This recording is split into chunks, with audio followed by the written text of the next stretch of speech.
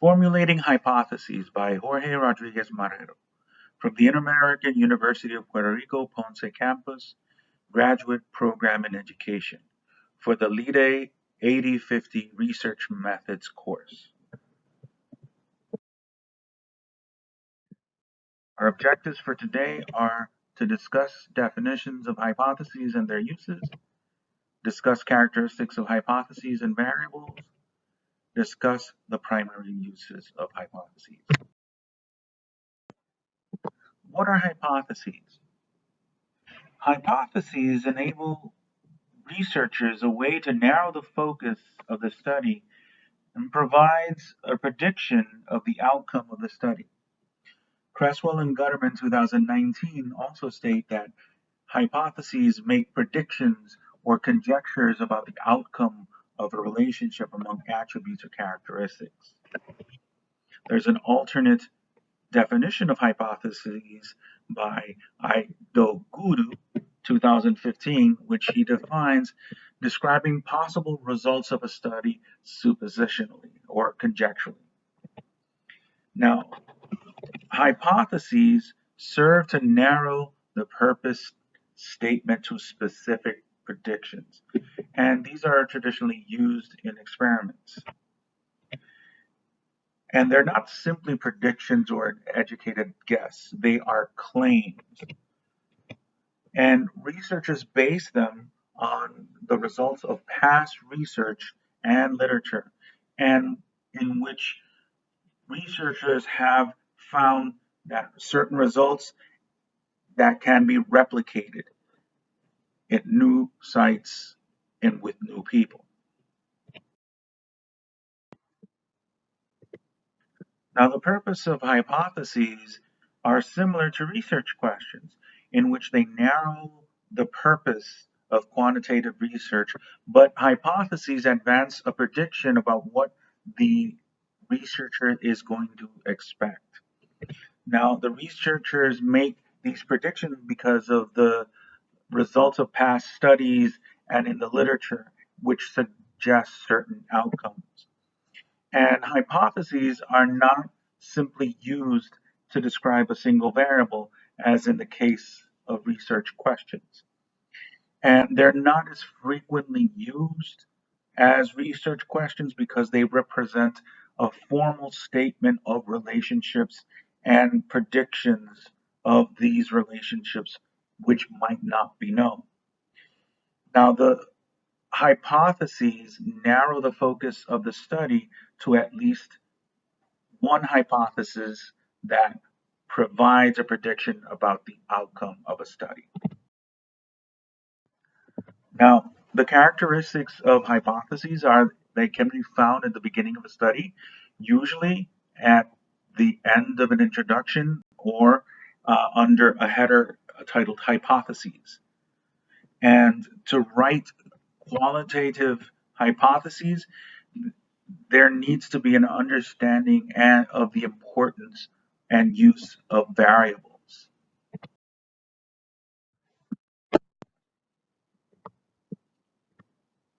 A variable is a characteristic or an attribute of an individual or organization that A, a researcher can measure or observe, and that B, varies among individuals or organizations studied. And they are the key ideas on which researchers seek to collect information to address the purpose of their study. Some attributes can't be measured because they are too abstract. There are two types of variables. There's the dependent variable and the independent variable. The dependent variable is an attribute or characteristic that is dependent on or influenced by the independent variable. The independent variable is an attribute or characteristic that influences or affects an outcome or dependent variable. And there are 5 types of independent variable. The first one is control variable. The control variable is a form of independent variable that researchers measure for the purpose of eliminating it as a possibility. but it is not a central variable of concern in explaining the dependent variable or outcomes.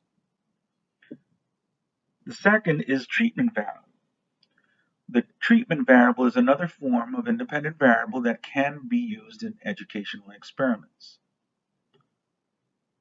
In an experiment, a researcher treats one group of participants to specific activities and treats another group with a different set of activities, such as standard educational practices, for comparison.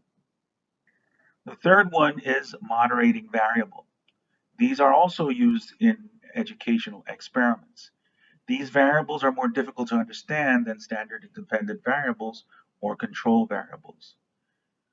Moderating variables are new variables constructed by the researchers by taking one variable times another to determine the joint impact of both variables together. This impact is called the interaction effect. The next type of variable is a mediating variable, and these are also different from dependent variables or any of the other forms of independent variables. And mediating variables transmit or mediate the effects of the independent variable on the dependent variable. The next one is confounding variable, sometimes called spurious variables. And these are attributes or characteristics that the researchers cannot directly measure because their effects cannot be easily separated from those of other variables, even though they may influence the relation between the independent and the dependent variable. Hypotheses need to include specific components. Guidelines for writing them are the following.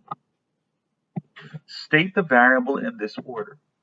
Independent in the first position, the dependent in the second position, and the control in the third position. If you compare groups in your hypothesis, explicitly state the groups. If variables are related, specify the relationship among the variables. Make a prediction about changes you expect in your groups, such as less or more favorable or no changes. For example, no difference. You will then test this prediction using statistical procedures. You may state information about the participants and the site of the study, but this information may not be necessary. There are two types of hypotheses, the null and the alternative to the null. You need both types in a research study, but authors generally write only one or the other into their reports.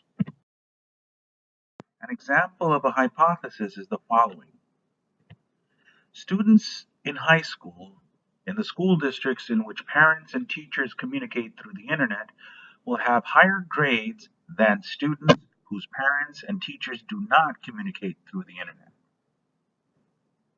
Having higher grades is the dependent variable, while parents and teachers who communicate through the internet is the first group of independent variable, and parents and teachers who do not communicate through the internet is the group 2 independent variable. The conjunction than introduces the second element in the comparison for the study. As stated previously, there are two types of hypotheses. There's the null and the alternative hypotheses. The null hypothesis is used to test in the general population that there is no change, no relationship, or no difference, while the alternative hypothesis may be true if the null is rejected, and it suggests a change, a relationship, or a difference. And the specific language found in the null hypothesis is that there is no difference or no relationship between the dependent and the independent variable. In the alternative hypothesis is magnitude statements such as higher, lower, more positive, or more favorable are used. A script for the alternate hypothesis is the following. Group 1 independent variable at research site will have some difference such as higher, lower, greater, lesser on dependent variable than group 2 independent variable. In a non-directional hypothesis, the researcher predicts a change, a difference, or a relationship for variables in a population, but does not indicate whether the direction of this prediction will be positive or negative or greater or less. This is less popular because the researcher does not take a stand about the direction of the relationship of the variables. A script for a non-directional hypothesis is the following. There is a difference between group 1 independent variable and group 2 independent variable in terms of dependent variable. Thank you very much and have a good evening.